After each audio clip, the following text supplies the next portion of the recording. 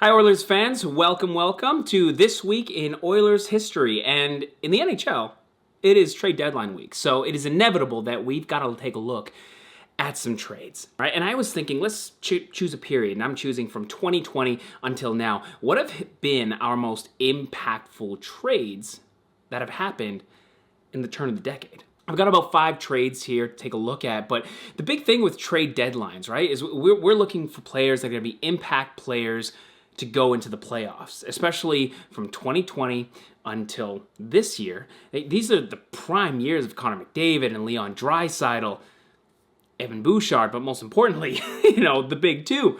And we want to make sure that we're giving them and the Edmonton loyals, the Edmonton fans, the chance to be able to win a Stanley Cup. So how has head office done since 2020? Let's take a look at the top 5. The bottom 5 is another list. The first trade that we're looking at, and I'm going to put it at number 5 on my list, is what brought Adam Henrique to the Edmonton Oilers from the Anaheim Ducks. Now, this trade happened in March of 2024, right? And we were heading into the 2024 NHL playoffs, where we made it to the Stanley Cup final. And I think it was really crucial that we had Adam Henrique in that 3C spot, right? Because it used to be that we always wanted Connor McDavid, Draisaitl, and Nuge, but we just don't have the wingers' depth to be able to do that. And Nuge, on a great season, has shown that he's an excellent playmaker and can play really well with Connor, and not as great with Leon, but he can play really great in the top 6. So to replace his spot on the third line, Adam Henrique was brought in. He was decent on the penalty kill. He contributed during the playoffs. He was a decent pickup for losing a first-round draft pick in 2024. This next trade is the trade that brought Duncan Keith to the Edmonton Oilers in July of 2021. All we had to give up was Caleb Jones and a third-round draft pick. Now, that's not a lot to ask for an aging Duncan Keith, but what we got in exchange for those two pieces was not just a Duncan Keith, who we wanted to contribute and really be an anchor on the defensive pairings for the Edmonton Oilers. No, we got someone who could show Evan Bouchard what it's all about. He was the first partner that really steadied Evan Bouchard, and especially in that playoff run that we had that year. It really showed the Oilers fan base what Bouchard is capable of when he's not necessarily leaned on defensively. I believe Evan Bouchard is fantastic when he is just able to be let off to the races and have someone else who can really take care defensively and watch his butt. So Duncan Keith really came in and did that for Evan Bouchard. The next trade on my list happened the same year as the Duncan Keith trade, July 2021, and this was Warren Foegele for Ethan Bear. Now, Ethan Bear was a fine defenseman, but what we got in Warren Foegele was something that we are really needing in Edmonton still to this day. A fast-scoring winger. Warren Foegele, over the course of his 3 years with us, improved every single year. He had an injury in the second year, but in his third year, eclipsed 20 goals for the first time in his career. Looked good beside Leon Draisaitl, and it's not always easy to look good beside Leon Draisaitl. It's actually pretty hard to look good beside Connor McDavid and Leon Draisaitl. But Leon has always said that he needs someone to go in there and get him the puck. Because once he's in the zone with the puck, you can't get it off of him. But he just needs someone faster than him to get there and get the puck. And Warren Foegele was actually pretty great, and he had decent finish. Warren Foegele had some great goals in the 2024 playoffs for the Edmonton Oilers. And having to just lose Ethan Bear for this, who could have been a really great winger for Leon Draisaitl, I think that was a pretty slick trade, and chalk it up on the board of what could have been. Next trade on my list that I'm going to slot at second is the trade that brought Brett Kulak to the Edmonton Oilers in March of 2022. Now, if you think in the long run, what we gave up for Brett Kulak, right, that is a conditional second-round pick in 2022, a 7th-round pick in 2024, and William Lagesson? I think it's Lagesson.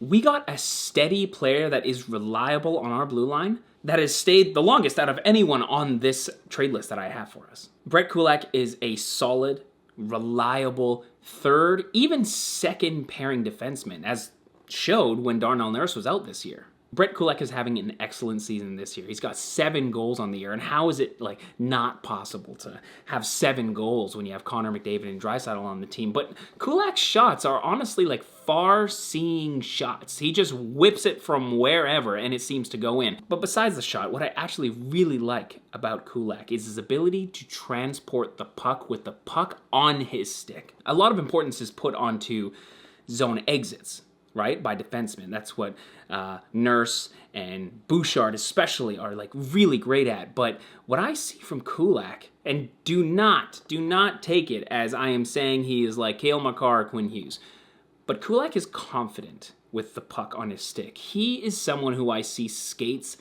and has the most zone entries that I notice of any other defenseman on the team. Of course, you can go take a look at the stats, but this is just an eye test here, okay? Kulak looks confident when he's skating into the opponent's zone with the puck. And that's great. We have someone else on the team who can do that, who isn't Connor McDavid, who maybe isn't Nuge or Draisaitl even. We have a defenseman who does that. And on our bottom 2 pairings, nonetheless. For what we gave up for Brett Kulak, we have a serviceable defenseman who has been with us for 3 seasons now. And that type of defenseman is the kind of defenseman that you need when you go on deep runs in the playoffs. And the number 1 trade since 2020, it was inevitable. It's the trade for Mattias Ekholm.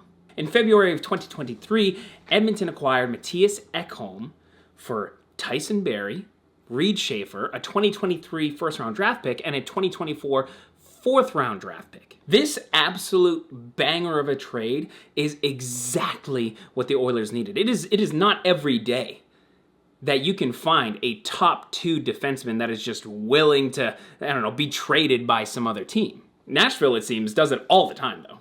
And out of it, we got Mattias Ekholm. Mattias Ekholm, like I said earlier about Duncan Keith, is the balancer to Evan Bouchard. Evan Bouchard needs to go on his walkabouts, and Ekholm is the steady Eddie, maybe not over the last couple weeks, the steady Eddie, the rock in our defensive zone.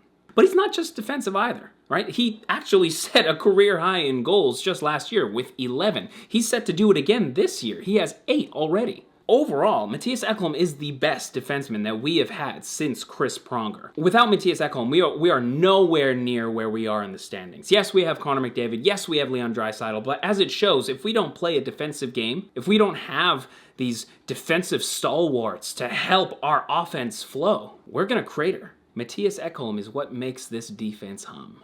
Did I miss something? Is there a trade that you think since 2020 that has been better or more effective? As of this recording, the trade deadline has not yet passed, so maybe the Edmonton Oilers will squeak out another trade that'll help us go into the 2025 playoffs. If not these trades, what is your favorite trade in Oilers history? Let me know, comment down below. What's up, Nation citizens? If you like that video, then you need to be subscribed to the Oilers Nation YouTube. Podcasts, live shows, exclusive interviews, and analysis. Everything you need from your favorite voices at Oilers Nation. And you don't want to miss any of it, so hammer that subscribe button.